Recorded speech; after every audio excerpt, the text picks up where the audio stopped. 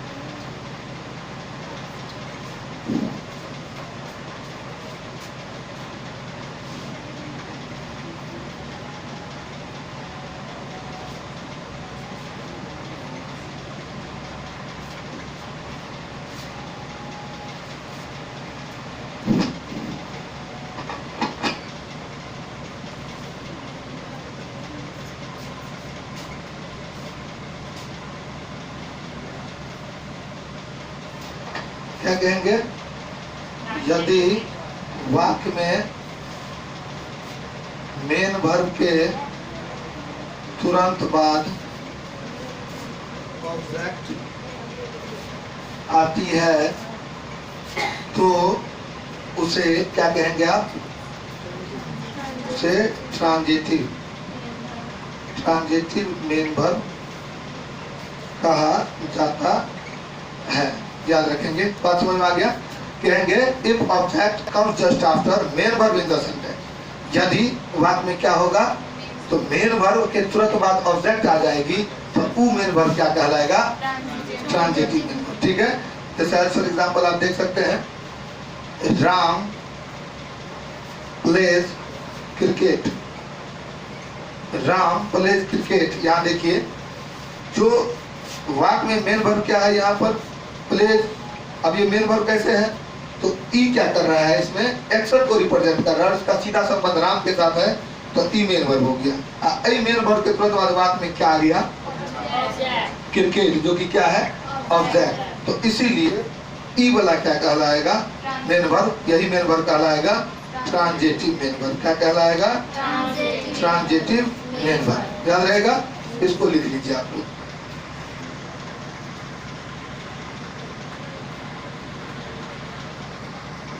Types of main verb में transitive वाला अब देखेंगे इंट्रांजिटिव मेन वर्ब। क्या देखेंगे?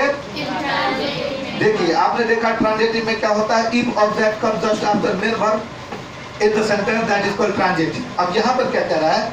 इफ ऑब्जेक्ट डजंट, हमने क्या लिख रखा है? डजंट। अगर क्या होगा वाक्य में ऑब्जेक्ट के तुरंत बाद वाक्य क्या होगा? मेन वर्ब के तुरंत बाद ऑब्जेक्ट नहीं आएगा। कहने का मतलब मेन वर्ब के तुरंत बाद वाक्य में ऑब्जेक्ट नहीं आएगा तो सही आप बोलेंगे इंट्रांजिटिव मेन वर्ब। अब देखिए कैसे एग्जांपल होगा। मैं एग्जांपल देता हूँ। जैसे मैं सिर्फ इतना लिखूं आई रन, मैं दौड़ता हूँ। सर मैं इतना लिखता हूँ आई रन, मैं दौड़ता हूँ। तो ये रन के बाद बताइए यहाँ मैंने कोई वर्ड लाया है क्या? नहीं। यहाँ पर किसी प्रकार का नॉन या ऑब्जेक्ट कोई आया है क्या? ऑब्जेक्ट नहीं है। तो ई वाला जो मेन वर्ब हुआ यह मेन वर्ब कौन सा कहलाएगा? Intransitive main verb. कौन सा कहलाएगा? Intransitive main verb. याद रहेगा आपको? चलिए इसको लिख लीजिए एक बार।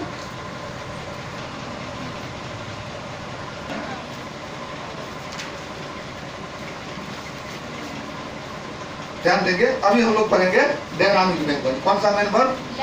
अब ये कैसा मेन वर्ब है? डायनामिक मेन वर्ब, पहला बार नाम सुन रहे हैं, घबराना नहीं है। डायनामिक मेन वर्ब को आप बोल सकते हैं कौन सा main verb? Action main verb भी बोल सकते हैं। और एक्शन मेन वर्ब हमने मेन वर्ब को ही एक्शन मेन वर्ब रख दिया था ऊपर में, आप देखेंगे ध्यान से तो लेक्सिकल मेन वर्ब समझ में आ जाएगा। डायनामिक में क्या है? तो इसमें जो मेन वर्ब का प्रकार होता है, काइंड होता है, उसको बतलाता है। देखिए ना, आपने देखा ट्रांजिटिव में क्या बतलाता है कि अगर मेन वर्ब के बाद ऑब्जेक्ट आ गया तो ट्रांजिटिव, मेन वर्ब के बाद ऑब्जेक्ट नहीं आया तो इंट्रांजिटिव। वह मेन वर्ब में ये बतलाएगा कि एगो अहम काम जिसको करने के लिए हमारा पार्ट ऑफ बॉडी मोशन में जाता है, उस एक्शन को आप क्या बोलिएगा? Dynamic main verb. क्या बोलिएगा? इसको आप सीधा बोल सकते हैं एक्शन फुल मेन वर्ब भी बोल सकते हैं। बात समझ में आ गया? कहेंगे दी वर्ब, कहेंगे दी action for doing it our parts of body comes in a motion, that is called dynamic main verb। याद रहेगा? क्योंकि वह काम जिसे करने के लिए हमारा पार्ट्स ऑफ बॉडी कहाँ आता है? गति में। कहाँ आता है? उसे ही आप क्या कहिएगा? Dynamic main verb. क्या कहेंगे? लिखिए।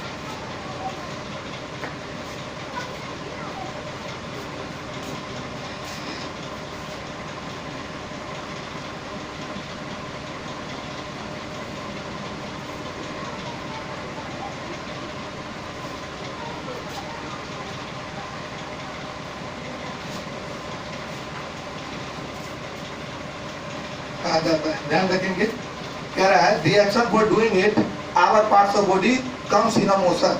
एक ऐसा काम जिसको करने के लिए हमारा शरीर का कोई ना कोई भी अंग किसमें आ जाएगा? गति में। किसमें आ जाएगा? क्या मोशन में। उसे ही आप क्या कहेंगे? Dynamic main verb. जैसे आप देखिए ना, सी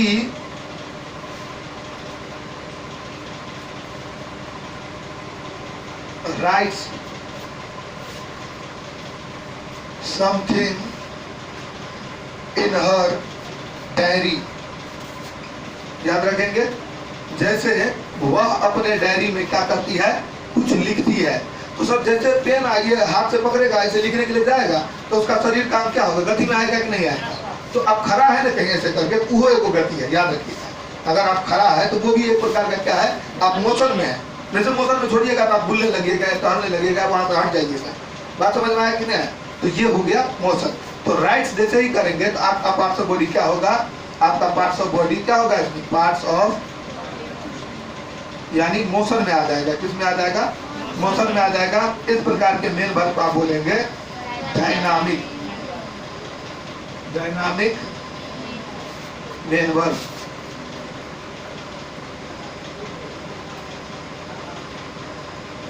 ठीक है, लिखिए।